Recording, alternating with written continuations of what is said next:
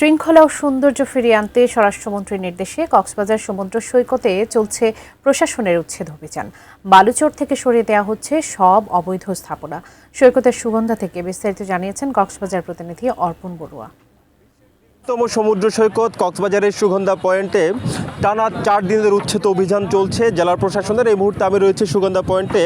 যেই সুগন্ধা পয়েন্টের বালিয়াড়িতে অথবা বালুচরে দোকানপাটগুলো দীর্ঘদিন ধরে আসলে বসিয়ে ব্যবসা বাণিজ্য করা হচ্ছিল, সেই ব্যবসা বাণিজ্য বা এখানে যে স্থাপনাগুলো আছে ভাসমানের স্থাপনা, সেই স্থাপনাগুলো স্বরাষ্ট্রমন্ত্রীর নির্দেশে টানা 4র্থ দিনের মতো এখানে উচ্ছেদ অভিযান চলছে। এই স্থাপনাগুলো নিয়ে দীর্ঘদিন ধরে আসলে সামাজিক যোগাযোগ মাধ্যমে নানান আলোচনা সমালোচনা তৈরি হয়। সবশেষ 9 মার্চ কক্সবাজার জেলা প্রশাসনের যে আইন শৃঙ্খলা কমিটির বৈঠক অনুষ্ঠিত হয়, সেখানে প্রধান অতিথি হিসেবে যোগদান করেছিলেন স্বরাষ্ট্রমন্ত্রী সালাউদ্দিন আহমদ, এবং তিনি সেই সমন্বয় বা আইন শৃঙ্খলা কমিটির সভা শেষে সাংবাদিকদের জানিয়েছিলেন 1 সপ্তাহের মধ্যেই এ সকল অবৈধ স্থাপনা উচ্ছেদ করা হবে।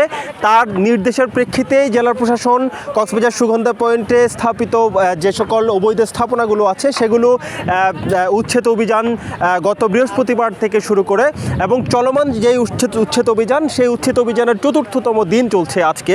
গতকাল কক্সবাজারের যে জেলা প্রশাসনের ম্যাজিস্ট্রেট এখানে উচ্ছেদ অভিযানে অংশ নিয়েছিলেন, তিনি বলেছিলেন আজকে সকাল 10টার মধ্যেই এ সকল অবৈধ স্থাপনা উচ্ছেদ করতে হবে বা সরিয়ে নিতে হবে। কক্সবাজার সমুদ্র সৈকতের সুগন্ধা পয়েন্ট নয়, সুগন্ধা পয়েন্ট ছাড়াও বিভিন্ন স্থানে কিন্তু দীর্ঘদিন ধরেই কলাতলী সহ লাবণী সহ বিভিন্ন সড়কের আশেপাশে দীর্ঘদিন ধরেই ব্যবসায়ীরা ভাসমান দোকান গড়ে তুলেছেন, যার কারণে কক্সবাজার সমুদ্র সৈকত শ্রীহীন হয়ে পড়েছে, সৌন্দর্য নষ্ট হয়েছে। মূলত শৃঙ্খলা এবং সৌন্দর্য ফিরিয়ে আনার জন্যই প্রশাসনের এই উদ্যোগ বলে আমরা জানতে পেরেছি। কক্সবাজার থেকে এটুকুই ছিল এখানকার সবশেষ।